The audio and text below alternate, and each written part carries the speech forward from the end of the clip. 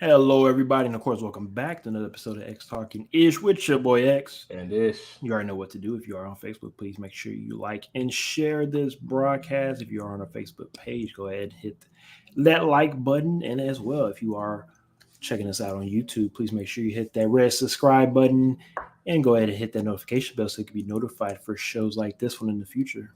Ding. Thank you for that, Ish. And as well, check us out on Periscope at X Talking Ish.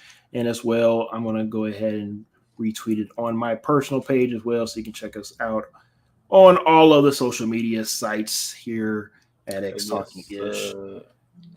And I know Ish is over there doing the same thing on his end. So, with that being said, before we, of course, always getting to our weekly podcast here in X Talking Ish, we are recapping the 2024 NFL Draft live in Detroit, Michigan. Before we move on, though, Ish, how you doing, my brother, tonight? Doing well. How about yourself, my man? I can't complain. Just got back from eating some dinner at the good old Shaky Shack, but Ooh, at the Shake Shack. I don't want to to. off I-10? You already know. Okay, I don't want to put too much of my business out there, but just know that unfortunately, it was not doing what it needs to do today when it comes to Shake Shack taking care of it. Hey, me and my wife, we're very disappointed today. I'm gonna leave that alone because Shake Shack usually be hitting all the time, but it's not the Shake Shack not coming through. That's a rare occasion. I think it's just a bad day. It's a bad crew for today. I'm gonna let it be, but I'll leave it alone at that. So with that being said, I'll leave that as it is. Let's get back into the football, which you guys came here for. We're going to go ahead and start it off right into the winners and the losers of the 2024 draft. Now, of course, I'll give everybody a little bit of backstory right quick of the NFL draft. If you didn't get a chance to check it out over the weekend, it was held in Detroit, Michigan. The great thing about this past draft is that it actually did break the previous record of the most attendees at a draft that was held in Nashville, Tennessee. Now Detroit, Michigan has the record there with over 700,000 folks in attendance over the 3-day weekend.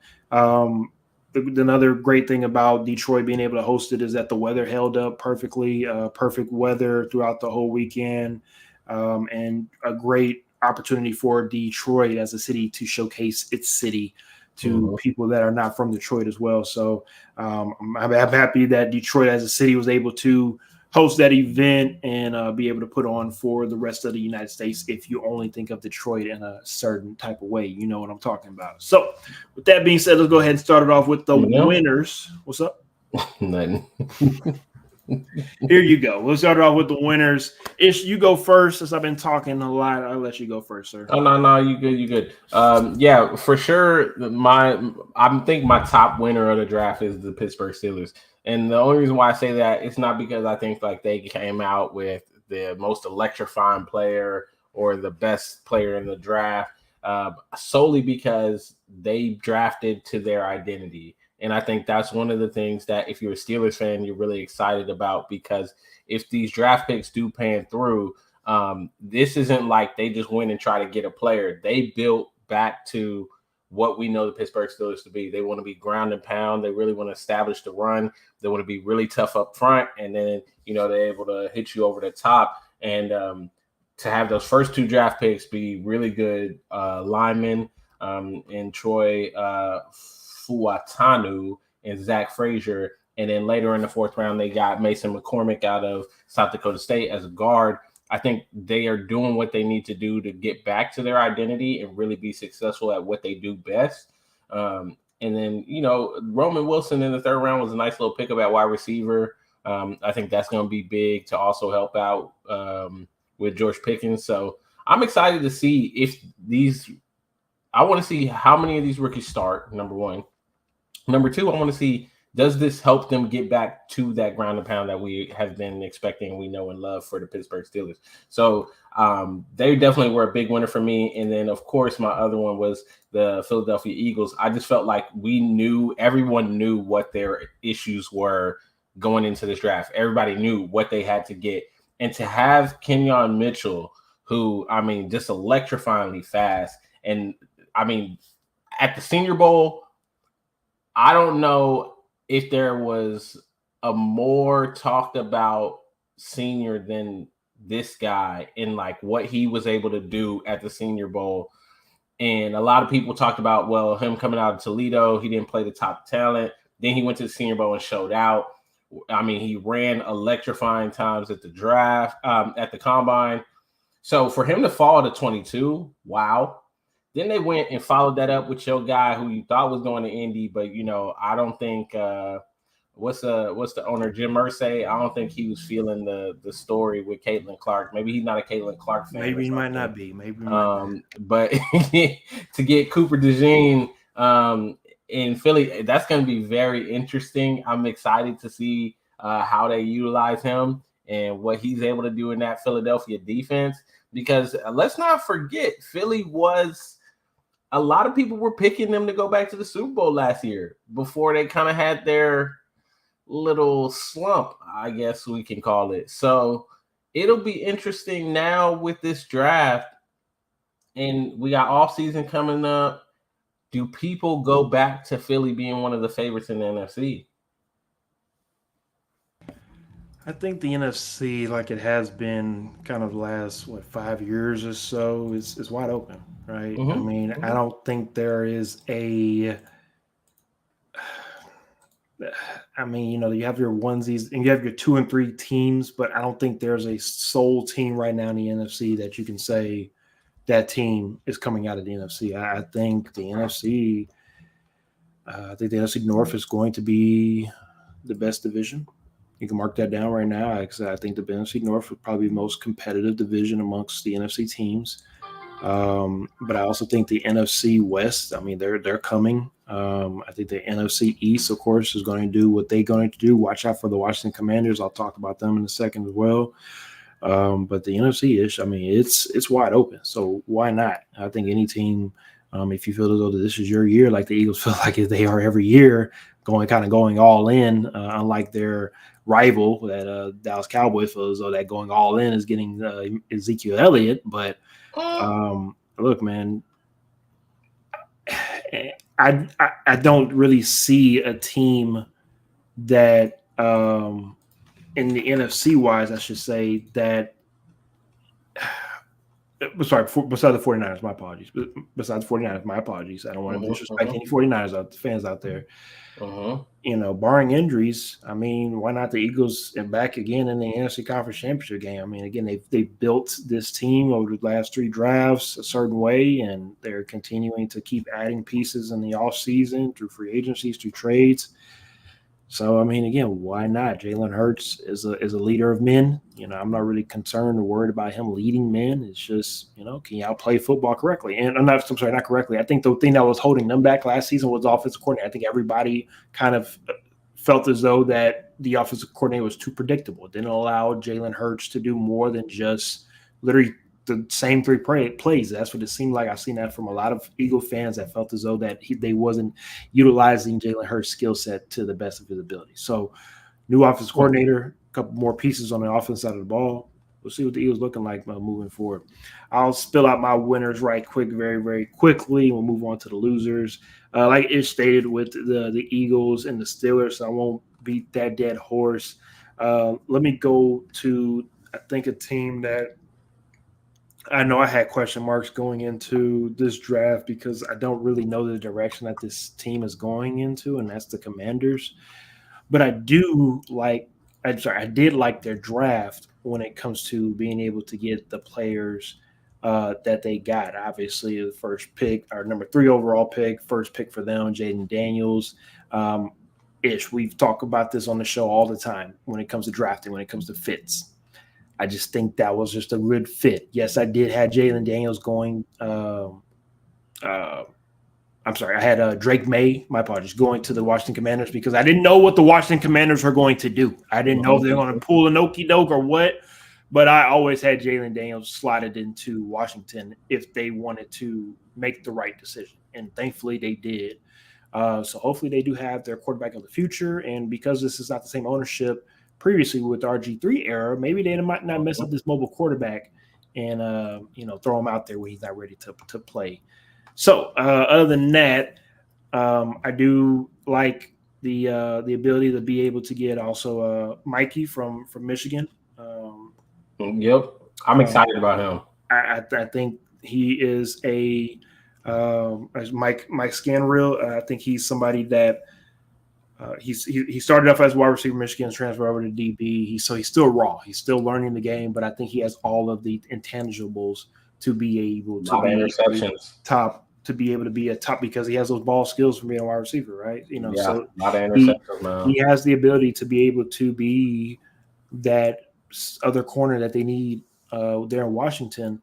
So with some of the pieces that I've seen them be able to get from this draft, I'm kind of excited to see, can this young team steady the ship all season long, because you're going to have a defensive-minded guy that's at the helm with Dan Quinn leading this charge moving forward. Obviously when you switch head coaches, Ron Rivera was a defensive-minded coach. Usually, not all the time, but usually sometimes if you start off with a defensive coordinator, a defensive head coach, usually you switch over to now an offensive head coach, and vice versa when you're doing coaching changes. Sometimes some, organizations keep it the same. But for Dan Quinn, we've always stated that this was kind of a head-scratching hire. A lot of organizations are going younger and more offensive-minded. You would kind of think you wanted to go that direction, especially if you're getting a guy like Jalen Daniels. But it'd be interesting to see how this all plays out. Again, I'm very high on Jalen Daniels. I've been impressed with him at LSU this past year, and the numbers he put up with less talent than Joe Burrow had there, and put up better numbers than Joe Burrow. So again, I'm excited to see him play. As long as he can stay upright, the sky's the limit for him. Moving on to the Chargers. I think this is a very interesting draft, because obviously this is Jim Harbaugh's first draft, right? And with the number 5 pick, you can do a lot of things with this pick, right? Because I think we all kind of assume at least 2 or 3 quarterbacks are going to be gone in the first 3 first 3 picks, or even the first 4 picks. But the Chargers don't need a quarterback. They have their quarterback for the future. Now, there was some draft hoopla going around talking about maybe some trade packages for Justin Herbert. I don't know if you heard about that or not, Ish, but there were some rumors about maybe a trade package for Justin Herbert. Obviously, that's not happening. So, as a smart head coach who just won a national championship in college, who knows that to be able to win in any level, you need to start in the trenches, and you go out and get one of, if not the best offensive lineman with Joe Alt at number 5. And I think getting him kind of started the domino effect moving forward. And that's what I've stated again in the show and in years prior, that we can mock draft this all we want to. But once that first domino fall, and all of a sudden you're looking like, oh shit, that guy was supposed to go at 6 and he just went at 5. Okay, what's our contingency plan?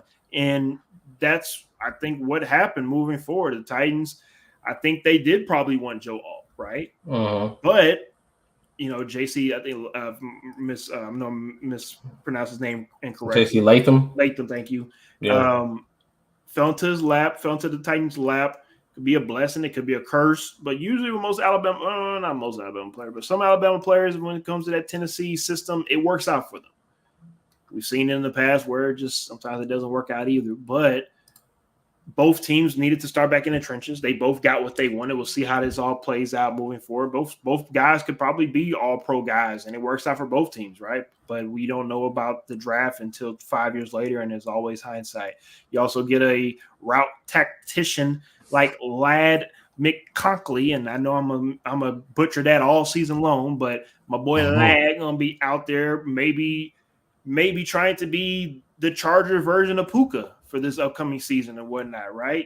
So it'd be interesting to see how they utilize him in the slot as well. Of course, Jim Harbaugh had to go out and get him a Michigan guy with Junior Colson, and you pick up a guy, a captain from Notre Dame named Cam Hart. Again, leadership type of abilities to be able to redirect this defense moving forward. later on in the draft, you pick up a very, very underrated wide receiver in Brendan Rice. I'll get to him a little bit later on in the show. And then you pick up another Michigan guy with Cornelius Johnson. And overall, I think that's a hell of a first draft to be able to come back into this league and be able to get these players to coach them up. We know Jim Harbaugh is going to coach them up.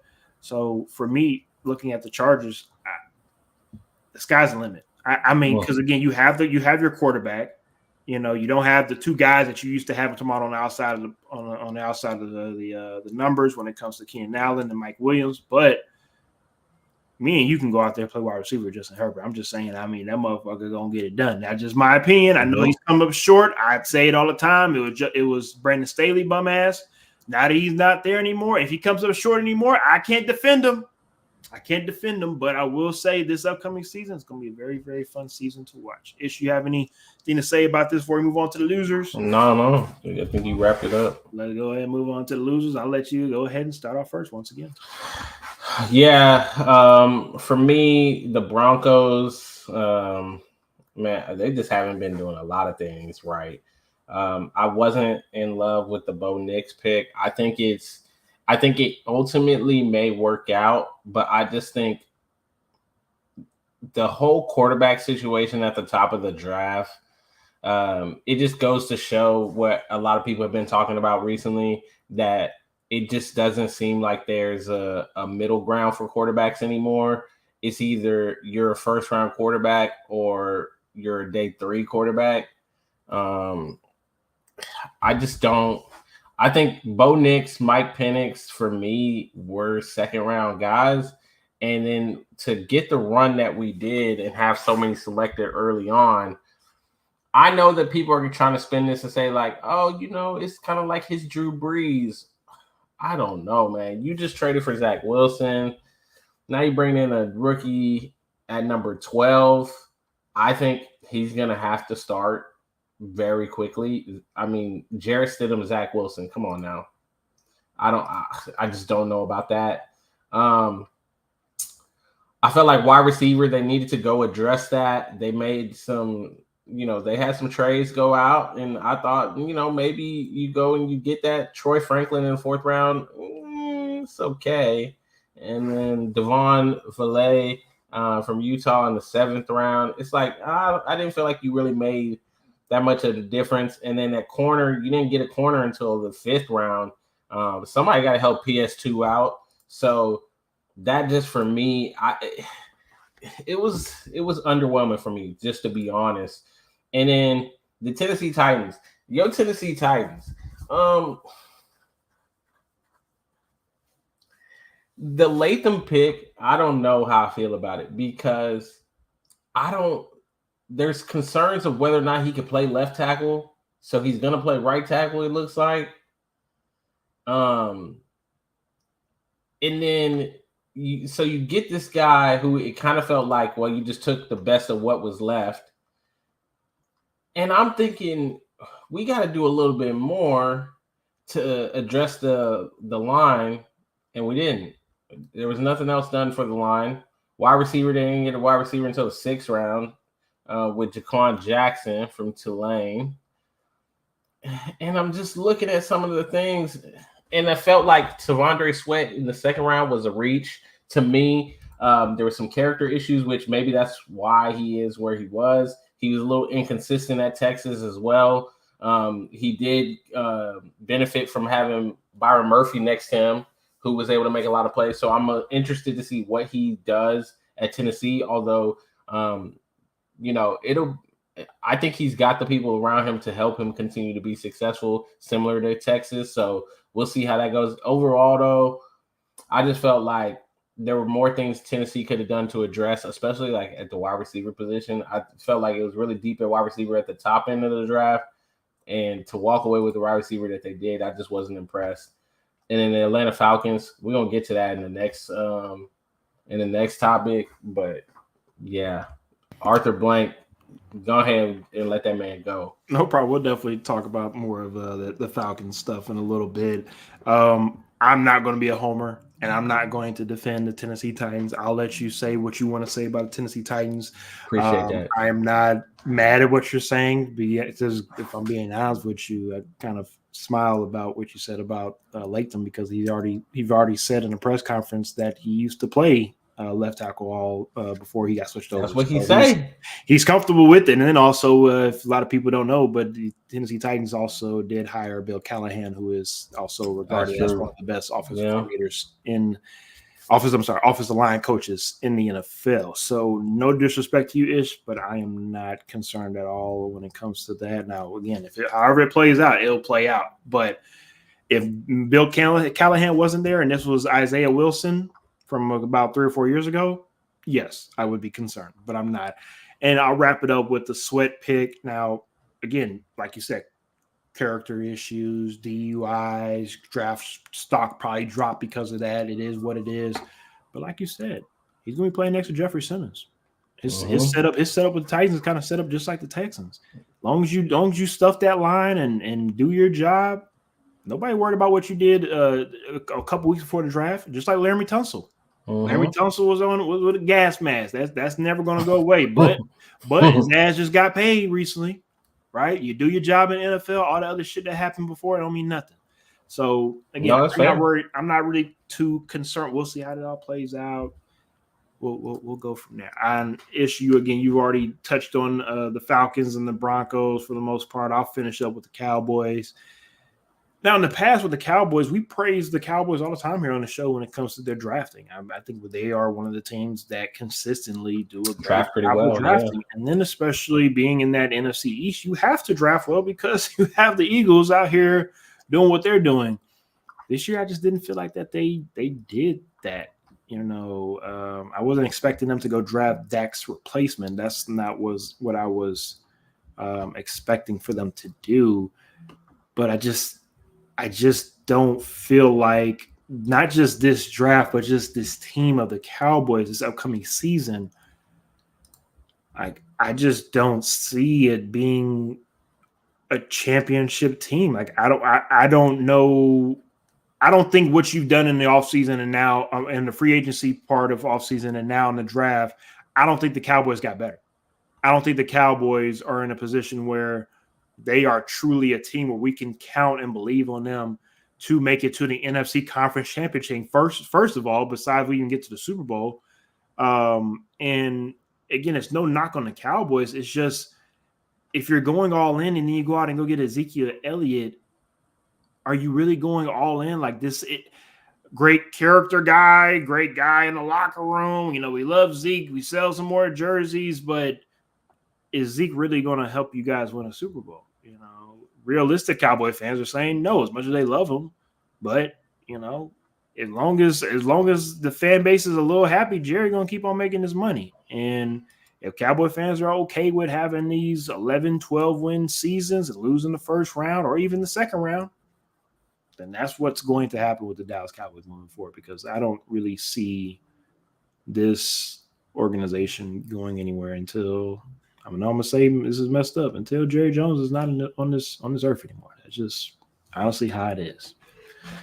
All righty, then let's go ahead and move on to one very interesting pick in the first round of the draft. Now, most people assume that Michael Penix Jr. would go in the first round, just maybe not to a team that decided to spend over $180 million to bring in a quarterback who's coming off an Achilles injury. Now, you do have some people that are trying to equate this with Brett Favre and Aaron Rodgers and Jordan Love handoff, Montana to Steve Young, whatever the handoff of the baton is that you want to call it. A lot of people feel as though that Kirk Cousins is maybe now the bridge quarterback for Michael Penix Jr. moving forward. I'll throw it off to you first. I think this is more of a conversation than you just saying your bid and then me saying my bid. So please start this off and I'll jump in when I can. But please explain to me this pick by the Falcons. Yeah, and so then reports came out after the draft on like the reasoning behind the pick, right? and I can hear it somewhat to some extent, right? They're saying they had him as their second best quarterback in the draft. He's available. They've seen what it takes to move up in the draft and the amount of capital you have to invest to move up. You got Kirk Cousins. You're expecting to be good over the next couple of years. So theoretically, you won't be choosing the years. How do you get the heir apparent if you're not choosing high, other than having to go ransom the future of the franchise to go draft the heir apparent, right? So if we are in a situation where we say, this guy, we got him ranked as the second best quarterback in the draft, he's available, let's go ahead and just pick him up in hopes that we don't have to worry about it in the future. Once Kirk is done, we just throw him in, he's ready to go, right? Sounds good in theory. Cool. It negates the fact that you paid this man $100 million guaranteed just a couple months ago. It negates the fact that you're sitting here and let's say you use Kurt for 2 years, because I'm pretty sure they locked in for 2 years. It's 3. Locked in for 3 years. But yeah, I think pretty sure 2, and then maybe what an option. Two, like with I think the 2, and then they don't take as big a hit cut on the third. Yeah, if they get rid of him in the third, right? Mm-hmm. Like let's say we trade him or something. So you're gonna have Michael Penix sit for 2 years. You're gonna hope that he's okay sitting behind this guy for 2 years. He would then only have 1 year and then the extension because he was drafted in the first round on his rookie deal. So he got a hit in the he'll have 2 years and then the extension. Mm-hmm. So he got a hit in those next 2 years. Kind of like Jordan Love just recently. Like Jordan Love, he got a hit in those next 2 years. He's already one of the older prospects in the draft. Like there's so many things in this that as I was sitting there thinking about it and I'm listening to what they're saying and their reasoning, I'm like, really though? What's funny too is you didn't even throw out the injury concern. Well, he's not playing, so we're not worried about his injury problem. And you already know what I'm about to say because I know you hate it. I haven't even thrown out the left-handed position yet. I'm not going to, but I'm not going to because there are already still so many red flags and negatives towards this pick that I don't even have to throw that out there. And it's just head scratching because here's my thing, and I was discussing this with somebody over Facebook when it comes to them trying to explain to me how it's smart because you're going to draft this guy and he's going to come in for Kurt in 3 or 4 years and they'll have their quarterback for the future and this, that, and the third. And then let me look up Kurt's contract. Okay, that's fine. I understand what you're saying, Ish. I'm talking to you about this. I understand what that person is saying, but if I'm not mistaken, you could correct me if I'm wrong, but if you're taking a player with the number 7 pick, that means you kind of want that person to see the field sometime this season. Might not be week 1, but sooner or later, you're supposed to be on that field if you're going top 10 of a draft, no matter football, basketball, or baseball. Baseball may be a little bit different. You go to minors, all that fun stuff. But to get a guy number 7 and then put him on the bench. So now, if I'm Kirk Cousins, and this is something that Kirk Cousins camp talked about, okay, you brought me in here to help this team out, but you're not helping me through the draft for me to help you guys out. You didn't get any better. So you wasted a first round pick on the future, but didn't get any better to help Kirk Cousins right now. So if Kirk Cousins doesn't go and make the playoffs this year, what are we saying? And remember, so now you're rushed. So now you're rushed to, okay, do we go ahead and put the rookie in? So and that's what I was saying. I like that you brought it up that he was drafted number 7 because what you mentioned before, all those things you listed before, everybody that was the Aaron Rodgers, the Patrick Mahomes, they were all towards the end of the first round. They were not no top 10 picks sitting on the bench. Thank you. Okay. Because anybody that want to bring up, it worked for Aaron Rodgers. It worked for Aaron Rodgers was at the end of the first round. I am one of the people that will agree with most people when it comes to, yes, sit a quarterback down for a year or so. Let them learn, get them more acclimated to the game instead of throwing them out in the fire and messing this quarterback's confidence up. Because like you just talked about with the Broncos, we see that with Zach Wilson right now. Zach Wilson is not going to go to the Broncos and be any good, okay? It's not going to happen. So for these young quarterbacks now, and we're in the next topic we're going to talk about are these first-round quarterbacks. It's going to be very, very interesting to see how all of this plays out for these guys, especially with the teams that have the supporting cast around them to be successful, because that all plays a factor in it too. The roster, the coaching staff, the management group as well. That all plays a factor in how successful a quarterback is. And for Penix, man, this is a possible scenario that could happen for Michael Penix Jr. If this pick doesn't work out, let's say Arthur Blank says, I'm tired of waiting. General manager, you out of here. Same general manager that drafted Penix. He should be gone. Kirk Cousins, you're gone. General manager, you're gone. And Penix, we don't even give a shit anymore because we didn't want you as an owner. I didn't want to draft you anyways. So now you're gone. And if now you're the Falcons, it's like, all right, well, we got to start back all over again. And this is 3 or 4 years removed from drafting Michael Penix and giving Kirk Cousins $100 million. So look, Atlanta better make all of us look stupid and egg on our face, because right now it does not look that great for them. I will say this though, if it doesn't work out, the good news for them is they'll be on the higher end of the draft. So it doesn't matter for them because hey, you get right back up again, top 7. You ain't gonna do another quarterback. Don't gotta worry about investing capital to move up. You're gonna already be at the top of the draft anyway. So hey, it work out. You just gotta use a different pick now. So maybe he knows something. I don't know, but ultimately, this is a fireable offense. It's got to be a fireable offense, because now I'm looking at it, right? Kirk Cousins' contract. If they were to get rid of him in the second year, that's a $65 million cap hit. If they get rid of him in the third year, that's a $35 million cap hit. Yeah, I was thinking about 30 maybe. Yeah, 35. Okay. Yeah. Realistically, They you hard, can't. They are handcuffed. And then you didn't get any better. You didn't make anything happen that made this team better, that you can really go out and say, like, I'm looking at this offensive line. There's nobody on the offensive line that is a household name on the offensive line that I can say that guy is going to make sure Kurt stays upright. There's no Jake Matthews there anymore, right? Secondary needed help. I mean, I guess they feel as though they can make it off of just a Kirk Cousins coming off of Achilles injury with Bijan Robertson and Kyle Pitts. I guess. I mean, that's what and Drake. I guess Drake London, if he actually shows the potential that he's supposed to show. Again, very head scratching for the Atlanta Falcons, but unfortunately, it seems as though ever since 28-3, they just have not been able to get their act together over there in Atlanta as well. So Michael Penix will see you in 3 years' time, playing somewhere else, maybe, unless Kirk Cousins get hurt.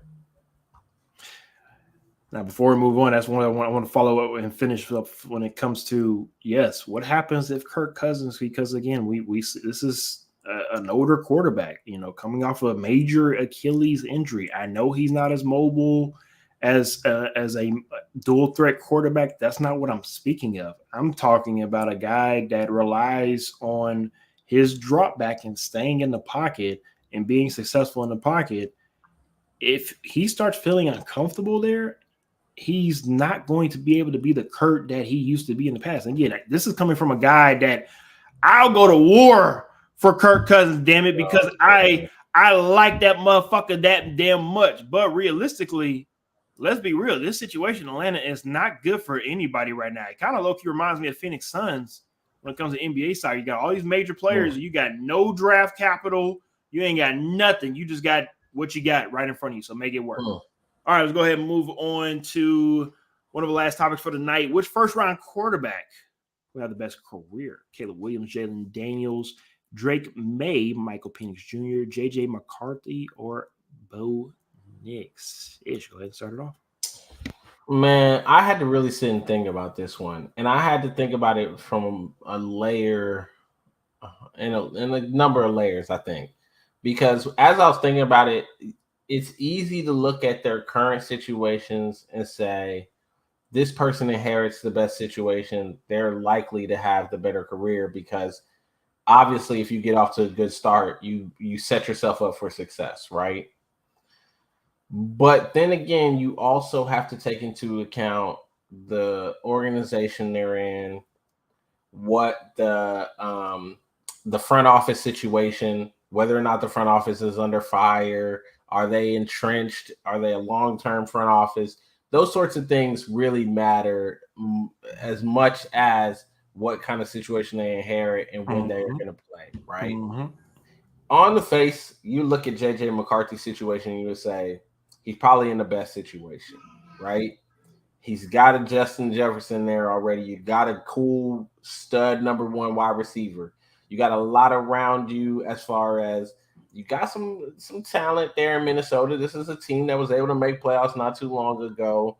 You got a guy that you can sit behind maybe for the first half of the season. There's debate over whether or not they're really feeling.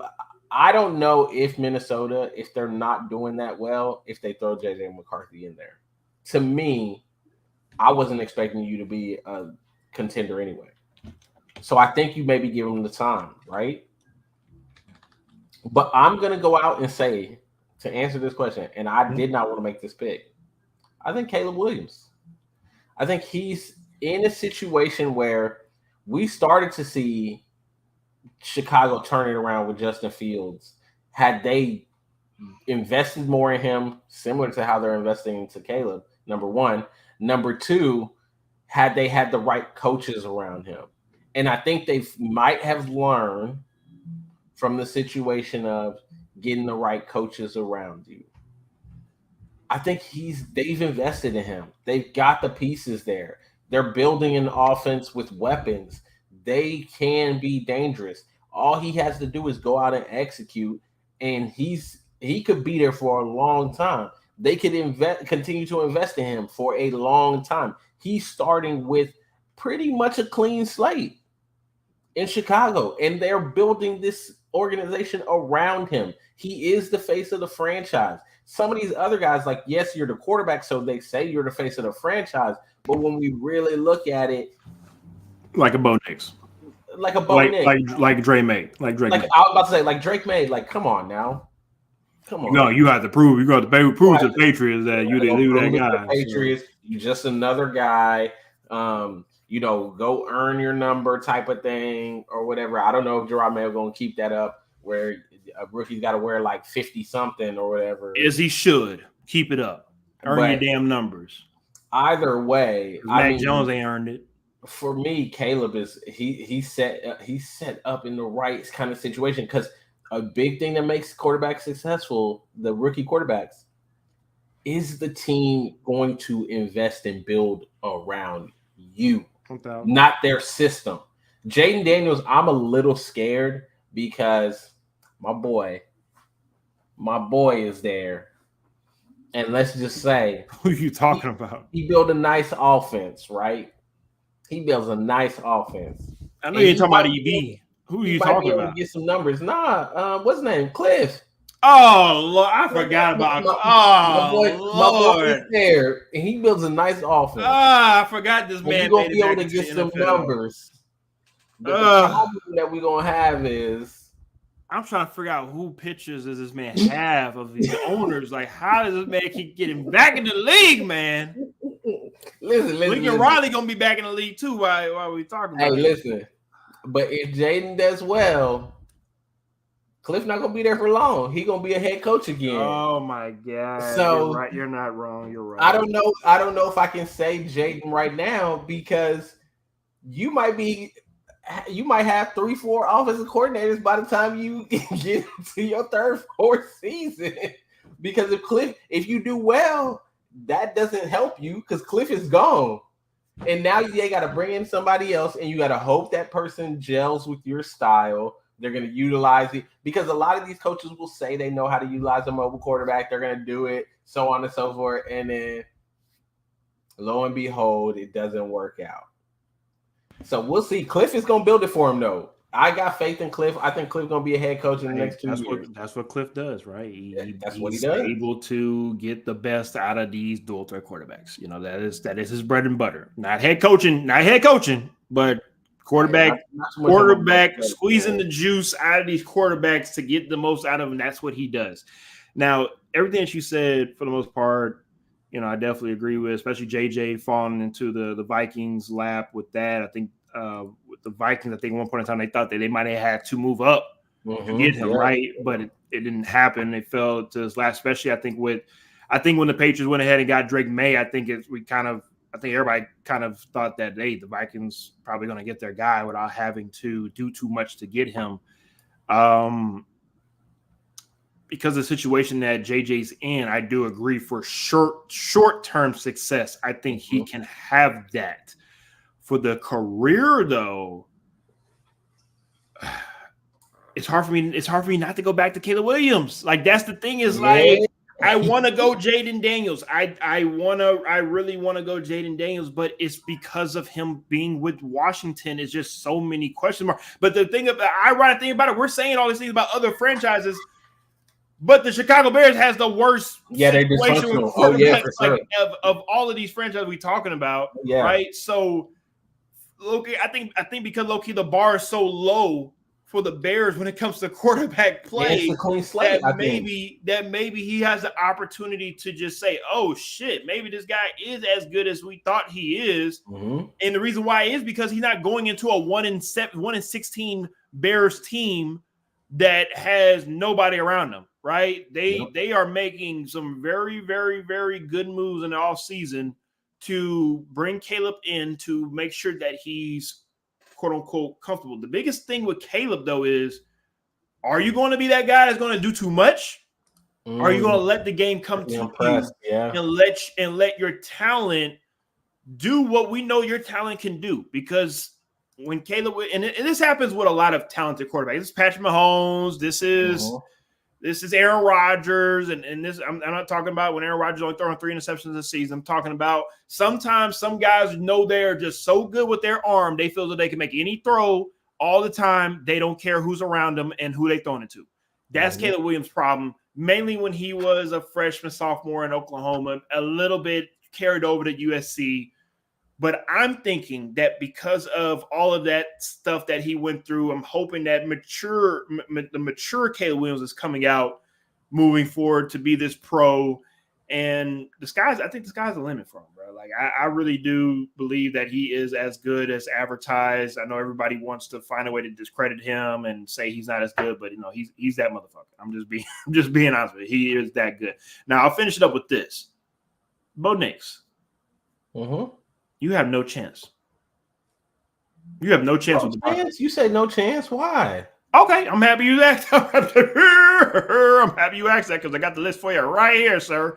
So, reading it off for you right quick. All the quarterbacks that have followed Peyton Manning since he has left the Denver Broncos. Yep, I'm about to bring it out for you.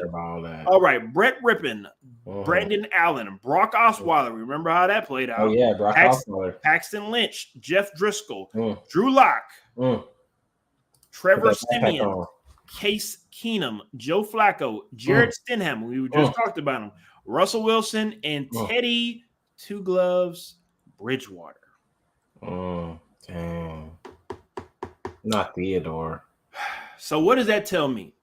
That tells me that most likely Bo Nix is not going to be there that long, and it has nothing to do with him being because Zach Wilson that bad of a quarterback. Okay, no, you know what? You're right. It'll be Zach Wilson first, and then it'll be Bo Nix, and then it'll be whoever comes after Bo Nix. You are correct. Bo Nix won't be there first. It'll be Zach Wilson go out there and get booed within the Zach first Wilson go back home, bro. Like, you discount Zach Wilson about to go light it up. Go home where? BYU? Yeah, he gonna be not too far from BYU. No, he gonna go to Provo if his ass play like shit the first 3 weeks. He gonna get his ass off the team and be back at BYU hanging out with the Mormons. He's gonna light it up, man. They believe in him. Okay, you better light up a candle. They trust and believe in him. Okay, we'll see what happens. We'll see what happens. But again, Bo Nix, no disrespect to him, I've never been impressed with Bo Nix. From Auburn and then going to Oregon, the system that he's in is a quarterback friendly system. It is not. It did not impress me. Him throwing 1,000 bubble routes is not impressive. I don't give a damn what he did in pro day because again, it reminds you of Zach Wilson once again. So Bo Nix has to prove. Why you hating on Zach Wilson, bro? Prove it to me. Prove me wrong. That's just all I care about. So for Bo Nix, prove me wrong. Drake May, you're going to prove me right. You're going to be shit. That's just honestly how I see it. I mean, again, respectfully, you're not going to be that great. You're going to be mediocre, maybe. Again, and that's maybe. But in New England, they're going to continue to keep searching for this next, just like in Denver. We're trying to find the next Tom Brady. You ain't going to find the next Tom Brady. Sorry. So hope you get the best out of Drake May, but Drake May ain't that guy either. Drake May, the only person I know that can get kudos for bringing your family and your girlfriend to the press conference for being drafted. Like, I don't want to hear that. That's how you know. On Drake May, I wanted to touch real quick on that. Okay. Because I found something very interesting with the Drake May. Because we're talking about projecting into the career, right? All right, I'm listening. Do we have a Kirk Cousins RG3 situation going on? Because later on, they would have drafted Joe Milton. Yes. I'm happy you brought that up. I forgot to bring that up. Thank you for saying that because I thought the exact same thing. Now, Joe Milton, let's be completely honest. Joe Milton is not as he's not a polished quarterback. Like he's nowhere near what Kirk Cousins was coming out. He was a guy that went to Michigan, left Michigan, went to Tennessee, played well, has a rocket of an arm, but just raw, right? Not fully polished just yet. But I love that analogy though, Ish. This could be this 2024 version of what we saw with the Washington Redskins at the time. We're talking about the prototypical guy built for the position, built for the league. Joe Milton is all those things. He's got the ironic thing about it was the opposite where you had a mobile quarterback that wasn't fit for this system, and then Kirk Cousins really fit that mold. And now it's just the opposite. It's crazy. It's crazy sometimes. It's going to be interesting to see how that works out because I'm a little bit concerned if I'm Drake May, only from this standpoint. You're not going to have people calling for Joe Milton to come into the game because of how low they got him, and people understand he's a project, right? But you got to think about it like this. They got Jacoby Brissett, who had been there. He's been there before. He's been around. He's a solid QB. But you drafted Drake May pretty high up. He's going to have to play sooner rather than later. I know it's New England, and I know New England normally want to do the right things the right way. That's literally the same situation that we were just talking about earlier with Michael Penix, right? Is what do? Do you start? Or I'm sorry, and not just not Mike Penix Jr. I'm sorry, JJ McCartney. Yep. You have Sam Darnold there, which probably will be the starter. But after that, okay, how long until JJ train starts coming along? Yeah. And if Drake May gets in there and he stinks up the joint. I think people are not, they're not, like I said, they're not going to call for Joe Milton to start because they understand he's a project. But don't you think people are going to be like, let's see what this guy has? I don't want to see him start. I'm not saying he should replace Drake May, and I don't think people will say that, but I think people will be like, well, if Drake May is bad, let's just go ahead and see what Milton got. And the problem that you're going to have is Milton has the kind of arm that if he can learn how to learn some of the ins and outs of the quarterback position at the NFL level, even just a little bit, that arm makes a big difference. And that arm can get you into a position where you get to play a lot longer than maybe you should play because of the arm talent. Mm-hmm. So Drake May is in a very weird situation. I would kind of compare Joe Milton to Will Levis. Okay, yeah, I can see that. When it comes to just that arm strength can get you out of situations that you put yourself in type stuff. Again, I've seen Joe Milton sling it. He can sling that thing. Man, I am not fluffing him as a when it comes to his arm strength, no, I'm real deal. If you haven't seen, you need to go check out some of Joe Milton's highlights when it comes to throwing the football. So let's finish it up for tonight. I know everybody's sleepy, tired, and late night. Let's go ahead and get everybody up out of here with the last question of the night. Biggest draft surprise. Now I'll go first because I already have mine. I don't know if Ish is still thinking about his, but who knows? Maybe he might piggyback off mine. It doesn't matter. I just know that I need to get this out here because for me, I just think that this was one of those things where I didn't expect this to happen, not because of the last name that this individual has, but because of, I mean, if you look at his numbers his senior year, which great for him, that was his best year. You kind of want to have your better years your junior and senior year. When he played at USC last year, I thought he played well. And the person I'm talking about is Brendan Rice, who transferred from Colorado to USC to finish out his college career. And I thought he played well. And again, I'm not coming off of, obviously we're both wide receivers. We looked up to Jerry Rice. I know I did. The GOAT of wide receivers. There's no argument on that at all. Ain't nobody can say that no, it's Jerry Rice and everybody else is behind him. But again, I'm not going off of, well, his name does, his last name deserves to, his last name deserves to have him be picked in the first 2 rounds. I'm not saying that at all, but he was projected at least a 3rd round draft pick. And for him to drop to the 7th round, Ish, chime in with me for a little bit. I'm just kind of like confused here on what happened. Like, this isn't a guy that has character issues, right? You know, we don't have to worry about his work ethic. You know who his daddy is, right? You know, like, it's just, you talked about Sweat just a couple of minutes ago with his situation, and he dropped a little bit. He didn't drop tremendously. What happened? I mean, can you explain this to me? Do you feel like some other GMs felt as though other wide receivers are just better and they didn't look at him the same? Can you help me out here? I'm a little confused. I can't really help you out because I don't really know. Like, it's not a size issue because normally it would be big receiver. Like, okay, his size, he just doesn't quite translate to the league. He didn't play at a small school. He didn't play at Mississippi Valley State like his daddy. And he was productive at the school. He 700 plus yards with 12 touchdowns. I don't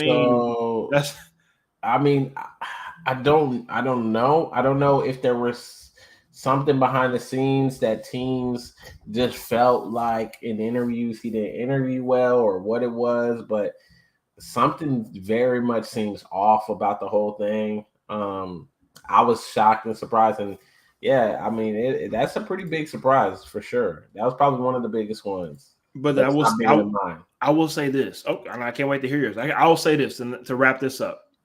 This might be the best thing for Braden Rice. Because when you doubt people, that gives them all the chip that they need on their shoulder to be able to go and prove you wrong. And for him, again, because of who his daddy is and his work ethic, I'm pretty sure if you are a fantasy owner and you are in a dynasty mode like Ish and I are in, you might want to find a way to go get him as a player, because would not surprise me at all if he breaks out. And again, it might not be his rookie year, but year 2, year 3, he will be coming.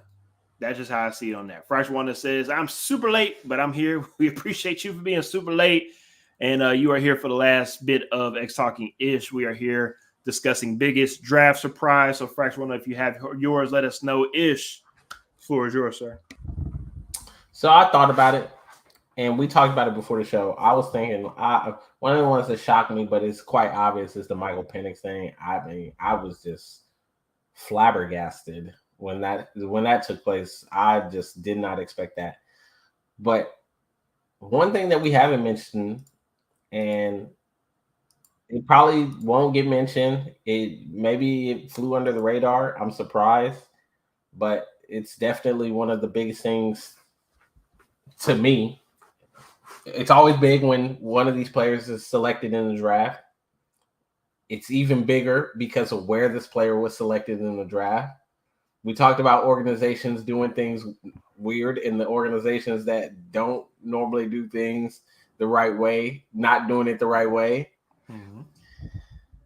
And I'm just gonna say, biggest surprise for me, the Chicago Bears selecting Torrey Taylor in the 4th round with the 122nd pick, punter out of Iowa. A 4th round pick. Well, what? Well, I really wish we had KC on the show tonight because KC would let you know all of his punting stats. Oh yeah, I mean, because he did actually break the NCAA record this year for the most punting yards in the season.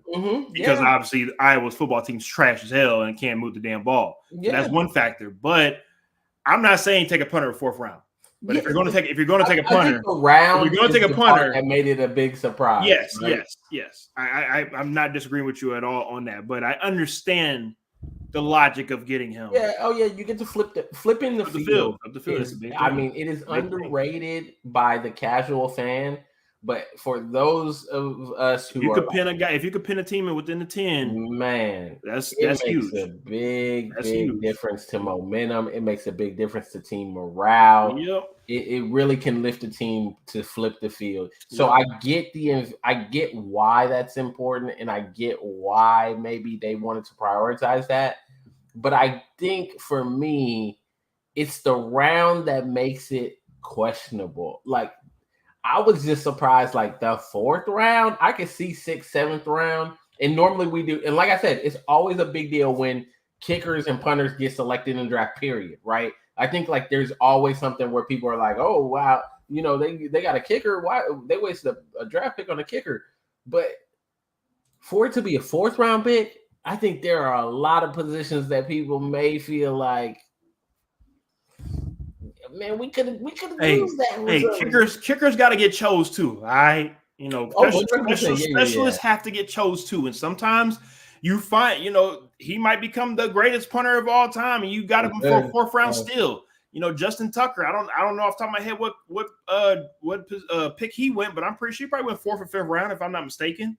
So sometimes you might find some of these special players that go in this round, go in the early round. Please go double check for me because I'm pretty sure he went about 5th, 6th at the latest. I don't think he went that low. I know for sure he got drafted. Go double check that for me right quick. But I will finish this up when it comes to the draft. I appreciate everybody for tuning in as always. Fracture One says no surprise, but the corner the Texans took in the 2nd, I was surprised he was there. And I'll wrap it up with this. Besides the biggest draft surprise, I'll say one of the best draft press conferences after the draft had to go to Keon Coleman. Oh, yeah. Oh, that was too funny. Now, I know the Buffalo Bills unfortunately got ragged on social media for trading their picks to the Kansas City Chiefs, and Kansas City Chiefs got Xavier Worthy, and a lot of Chiefs fans feel as though that three-peat is loading, right? But I think the Buffalo Bills low-key kind of got the last laugh when it comes to that wide receiver, Keon Coleman. And I stated after they drafted him, after that press conference, this might be the best thing for the Buffalo Bills to be able to move on from Stephon Diggs. Maybe his personality allows this team to relax a little bit more, right? Enjoy football, have fun. Maybe this Buffalo Bills team the last couple of years was just too tight, like a butthole, and was just too tight. I mean, that's just how I looked at it. And again, I'm not saying that Diggs is going to do the same thing with the Texans or Diggs is this cancer. That's not what I'm saying. But Ish, you know better than I do when it comes to when you get sometimes when you get rid of somebody and you could bring somebody in that might not be production wise, but locker room morale, that does changes a lot. And so far, it looks like the media loves some Keon Coleman. I'm hoping that the Buffalo Bills players do the same as well, and maybe it can be a big factor for the Bills moving forward. So, I don't think Justin Tucker was drafted. What? Nah, that gotta be. All right, let's see. I don't know. Oh, Oh, undrafted free agent. Okay, my bad. Yeah, bro. I don't think he was drafted. I apologize. My bad, everybody. Yeah. Even the greatest kicker of all time wasn't drafted. First of all, we're not going to do that. We're not doing that. Fourth round for a punter. This guy better be Ray Guy or something. Ooh, like not Sammy Ball. Not slinging Sammy, huh? Nah, but on a serious note, though, Justin Tucker's not the greatest kicker of all time. We're not doing that shit. We're gonna talk about that another time. Until you kicking a football, until you kick a football 3 feet in the snow, like Adam Vinatieri, not once but multiple times. I want to hear shit about no greatest kicker of all time. I mean, Adam Vinatieri can be most clutch. He's not the greatest of all time. No. I mean, shit, you might as well be. Nah. Just Tucker still haven't done enough in the postseason for me to put. We're not having. He's the greatest of all time. No, we're not having this conversation right now. He's a kicker. He can't control whether or not his team is good. Nah, man. Nah, he's the greatest of all time. We're not doing this. If you feel as though everybody that's checking in or X talking this, if you feel as though Justin Tucker is the greatest kicker of all time, y'all let us know in the comment section. I'm not having this conversation right now. We'll talk about this later on, but we're not doing this right now. As always, we appreciate everybody for tuning in. It's not even a conversation. Because I'm right. Because Tucker is the best of all time. We appreciate y'all for tuning in. X Talking Ish. We will see y'all in the next couple more weeks. We're taking a break next week since, of course, not too much football going on. And also, I'm in the process of moving, so no show next week, but we will be back on here sooner, hopefully rather than later. So as always, we appreciate you guys for tuning in to X Talking Ish. We will see y'all when we see y'all. Next one.